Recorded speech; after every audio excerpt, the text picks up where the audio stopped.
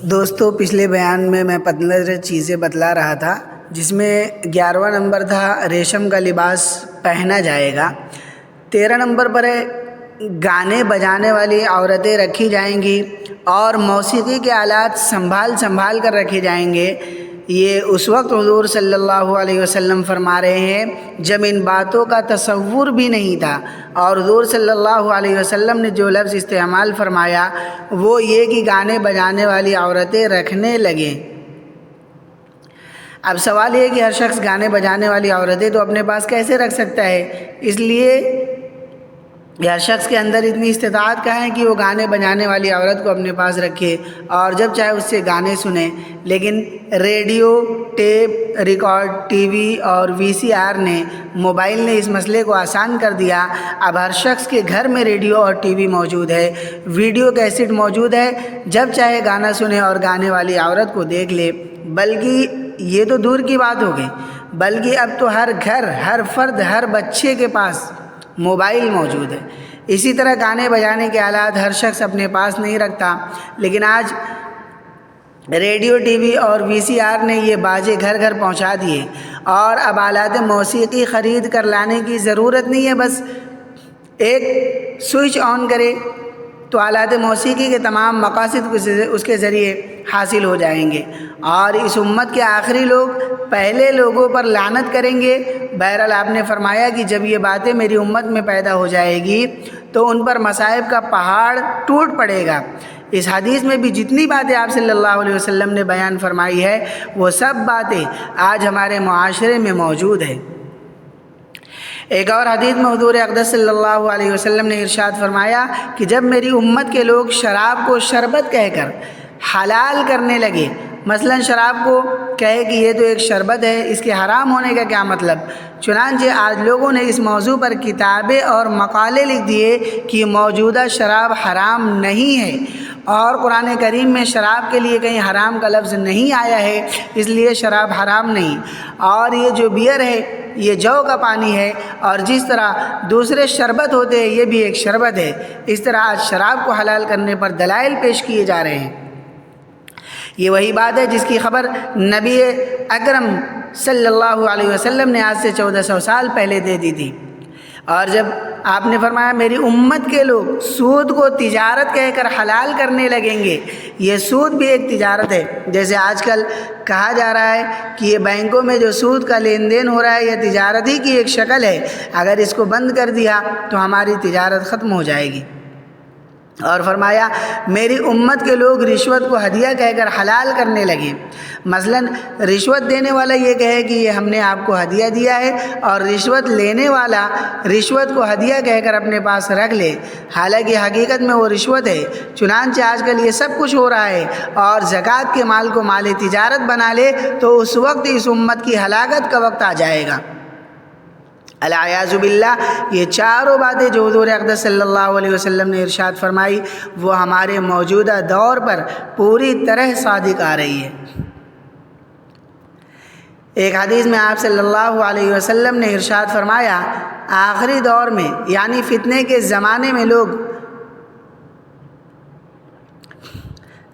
میاسرے پر سوار ہو کر آئیں گے اور مسجد کے دروازوں پر اتریں گے، یعنی یہ وہ چیز ہے عربی زبان میں بڑے عالی شان ریشمی کپڑے کو کہتے ہیں جو اس زمانے میں بہت شان و شوکت اور دبدبے والے لوگ اپنے گھوڑے کی زین پر ڈالا کرتے تھے اور بطور کشن کے استعمال کرتے تھے۔ گویا کہ آپ نے فرمایا کہ جو ایسے لوگ ہوں گے بہت مالدار ہوں گے، جن کے پاس بہت پیسے ہوں گے، پیسے ہونے کی وجہ سے وہ کیا کریں گے، جو بہت قیمتی عالی شان چیز ہے اس کو وہ بیٹھنے کی جگہ استعمال کریں گے اور اپنی سواریوں میں اس کو لگائیں گے اور مسجد کے دروازوں پر اتریں گے۔ پہلے زمانے میں اس کا تصور مشکل تھا کہ کس طرح آ کر مسجد کے دروازوں پر اتریں گے، لیکن اب کاریں ایجاد ہو گئی تو دیکھے کس طرح لوگ کاروں میں سوار ہو کر آ رہے اور مسجد کے دروازوں پر اتر رہے ہیں۔ اب اس کے اندر وہ جو بیٹھنے کی جگہ ہے، جو سیٹ ہے، جس پر کور وغیرہ لگایا جا رہا ہے، بتائیے وہ اس وقت کس طرح کے بن رہے ہیں۔ اب وہ دن دور نہیں جب جس چیز سے حدیث میں منع کیا گیا اس کا بھی استعمال کرے لوگ گاڑیوں میں اور آئے مسجدوں میں اترے۔ آگے فرمایا کہ ان کی عورتیں لباس پہننے کے باوجود ننگی ہوں گی۔ پہلے زمانے میں اس کا تصور بھی مشکل تھا کہ لباس پہننے کے باوجود کس طرح ننگی ہوں گی، لیکن آج آنکھوں سے نظر آ رہا ہے کہ لباس پہننے کے باوجود عورتیں کس طرح ننگی ہیں، اس لیے کہ یا تو وہ لباس اتنا باریک ہے کہ جسم اس سے نظر آ رہا ہے، یا وہ لباس اتنا مختصر اور چھوٹا اور تنگ ہے کہ لباس پہننے کے باوجود اعضاء پورے نہیں چھپے، یا وہ لباس اتنا چست ہے کہ اس کی وجہ سے سارے اعضاء نمایاں ہو رہے ہیں۔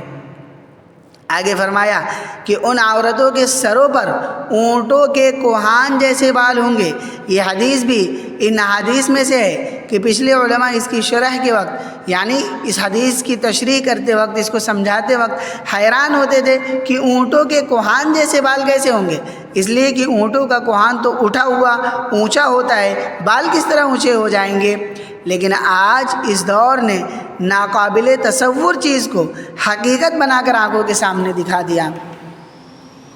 اور موجودہ دور کی عورتوں کی جو تشبیہ آپ نے بیان فرمائی اس سے بہتر تشبیہ کوئی اور نہیں ہو سکتی۔ آگے فرمایا ایسی عورتوں پر لعنت بھیجو، اس لیے کہ ایسی عورتیں ملعون ہیں۔ اللہ تعالیٰ نے عورت کو ایک ایسی چیز بنایا ہے جو اپنے دائرے کے اندر محدود رہے، اور جب یہ عورت بے پردہ باہر نکلتی ہے تو حدیث شریف میں ہے کہ شیطان اس کی تاک جھانک میں لگ جاتا ہے، اور فرمایا جب عورت خوشبو لگا کر بازار کے اندر جاتی ہے تو اللہ تعالیٰ کی طرف سے اس پر لعنت ہوتی ہے، اور فرشتے ایسی عورت پر لعنت بھیجتے ہیں۔ لباس کا اصل مقصد یہ ہے کہ اس کے ذریعے ستر عورت حاصل ہو جائے۔ قرآن کریم کا ارشاد ہے یا بنی آدم قد انزلنا علیکم لباسا یواری سوآتکم وریشا، یعنی ہم نے لباس اس لیے اتارا تاکہ وہ تمہارے ستر کو چھپائے اور زینت کا سامان ہو، لہٰذا جو لباس ستر کو نہ چھپائے تو اس کا مطلب یہ ہوا کہ لباس کا جو اصل مقصد تھا وہ فوت کر دیا گیا، اور جب اصل مقصد فوت ہو گیا تو لباس پہننے کے باوجود وہ لباس پہننے والا برہنہ ہے۔ خدا کے لیے اس کا اہتمام کرے کہ لباس ہمارا درست ہو۔ آج کل اچھے خاصے دیندار، نمازی، پرہیزگار لوگوں کے اندر بھی اس کا اہتمام ختم ہو گیا ہے۔ لباس میں اس کی پرواہ نہیں کہ اس میں پردہ پورا ہو رہا ہے یا نہیں۔ انہی چیزوں کا وبال آج ہم لوگ بھگت رہے ہیں، لہٰذا کم از کم اپنے گھرانوں میں اور اپنے خاندانوں میں اس کا اہتمام کر لے کہ لباس شریعت کے مطابق ہو اور اس میں پردے کا لحاظ ہو، اور حضور صلی اللہ علیہ وسلم کی لعنت کی وعید سے محفوظ ہوں۔ ایک حدیث میں حضرت ثوبان رضی اللہ تعالی عنہ فرماتے ہیں حضور اقدس صلی اللہ علیہ وسلم نے ارشاد فرمایا تم پر ایک ایسا وقت آنے والا ہے کہ دنیا کی دوسری قومیں تمہیں کھانے کے لیے ایک دوسرے کو دعوت دیں گی، جیسے لوگ دسترخوان پر بیٹھ کر دوسروں کو کھانے کی دعوت دیتے ہیں۔ مثلا دسترخوان بچھا ہوا ہے، اس پر کھانے لگے ہوئے ہیں، اس پر ایک آدمی بیٹھا ہے، اتنے میں دوسرا شخص آ گیا تو پہلے اس سے کہتا ہے کہ آؤ کھانا تناول فرماؤ اور کھانے میں شریک ہو جاؤ۔ اسی طرح ایک وقت ایسا آئے گا کہ اس وقت مسلمانوں کا دسترخوان بچھا ہوگا اور مسلمان کی حیثیت ایسی ہوگی جیسے دسترخوان پر کھانا ہوتا ہے، اور بڑی بڑی قومیں اور طاقتیں مسلمانوں کو کھا رہی ہوں گی اور دوسری قوموں کو دعوت دے رہی ہوں گی کہ آؤ اور مسلمانوں کو کھاؤ۔ جن حضرات کو پچھلے 100 سال کی تاریخ کا علم ہے، یعنی پہلی جنگ عظیم سے لے کر آج تک غیر مسلم قوموں نے مسلمانوں کے ساتھ کیسا سلوک کیا ہے اور وہ کس طرح مسلمان ملکوں کو آپس میں تقسیم کرتی رہی ہے کہ اچھا مصر تمہارا، شام ہمارا، الجزائر تمہارا اور مراکش ہمارا، ہندوستان تمہارا، برما ہمارا وغیرہ، گویا کہ آپس میں ایک دوسرے کی دعوت ہو رہی ہے کہ آؤ ان کو لے جا کر کھا لو۔ جب حضور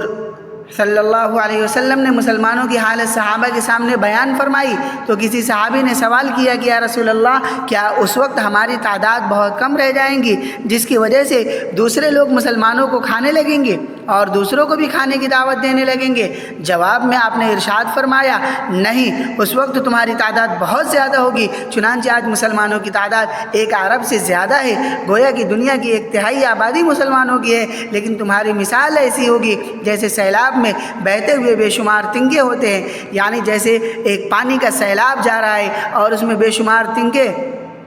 گرے ہوئے ہیں جن کی کوئی گنتی نہیں ہو سکتی، لیکن وہ تنکے سیلاب میں بہے چلے جا رہے ہیں۔ ان تنکوں کی اپنی کوئی طاقت نہیں، اپنا کوئی فیصلہ نہیں، اپنا کوئی اختیار نہیں، پانی جہاں بہا کر لے جا رہا ہے وہاں جا رہے ہیں۔ آگے فرمایا اللہ تعالیٰ تمہارے دشمنوں کے دل سے تمہارا رعب نکال لیں گے اور تمہارے دلوں میں کمزوری اور بزدلی آ جائے گی۔ ایک صحابی نے سوال کیا یا رسول اللہ یہ کمزوری اور بزدلی کیا چیز ہے؟ گویا کہ صحابہ کی سمجھ میں یہ بات نہیں آئی کہ مسلمان اور بزدل، مسلمان اور کمزور یہ کیسے ہو سکتا ہے؟ جواب میں حضور صلی اللہ علیہ وسلم نے فرمایا کمزوری یہ ہے کہ دنیا کی محبت دل میں آ جائے گی اور موت سے نفرت ہو جائے گی، اور موت کا مطلب ہے اللہ تعالیٰ سے ملاقات، گویا کہ اللہ تعالیٰ کی ملاقات سے نفرت ہو جائے گی، اور اس وقت یہ فکر ہوگی کہ دنیا حاصل ہو، پیسہ حاصل ہو، شہرت اور عزت حاصل ہو، چاہے حلال طریقے سے ہو یا حرام طریقے سے ہو۔ صحابہ اکرام رضوان اللہ تعالی علیہم اجمعین کا حال یہ تھا کہ ایک غزوہ میں ایک صحابی اکیلے رہ گئے، سامنے سے 3-4 کافر جنگجو پہلوان قسم کے آ گئے، یہ صحابی تنہا تھے، انہوں نے آگے بڑھ کر ان سے مقابلہ کرنا چاہا تو اتنے میں دوسرے صحابہ کرام وہاں پہنچ گئے اور انہوں نے کہا کہ تم اکیلے ہو اور یہ زیادہ ہے اور بڑے جنگجو اور پہلوان قسم کے لوگ بھی ہیں، اس لیے اس وقت بہتر یہ ہے کہ چھوڑ دو اور مقابلہ نہ کرو اور ہمارے لشکر کے آنے کا انتظار کر لو۔ ان صحابی نے بے ساختہ جواب دیا کہ میں تمہیں قسم دیتا ہوں کہ تم میرے اور جنت کے درمیان حائل ہونے کی کوشش مت کرنا، یہ بڑے بڑے پہلوان تو میرے جنت میں پہنچنے کا راستہ ہے اور تم مجھے لڑنے سے روک رہے ہو اور میرے اور جنت کے درمیان حائل ہو رہے ہو۔ صحابہ کرام کا یہ حال تھا جس کی وجہ سے ان کی سمجھ میں نہیں آ رہا تھا کہ بزدلی کیا چیز ہے، کمزوری کیا چیز ہے۔ آپ کی صحبت کی برکت سے اللہ تعالیٰ نے ان کے دلوں سے دنیا کی محبت ختم فرما دی تھی اور ہر وقت آنکھوں سے آخرت کو دیکھ رہے تھے، جنت اور دوزخ کا مشاہدہ کر رہے تھے، اس وجہ سے مرنے سے نہیں ڈرتے تھے بلکہ اس بات کی خواہش کرتے تھے کہ کس طرح اللہ تعالیٰ کی بارگاہ میں پہنچ جائے۔ اللہ تعالیٰ یہ جذبہ ہمارے اندر بھی پیدا فرمائے۔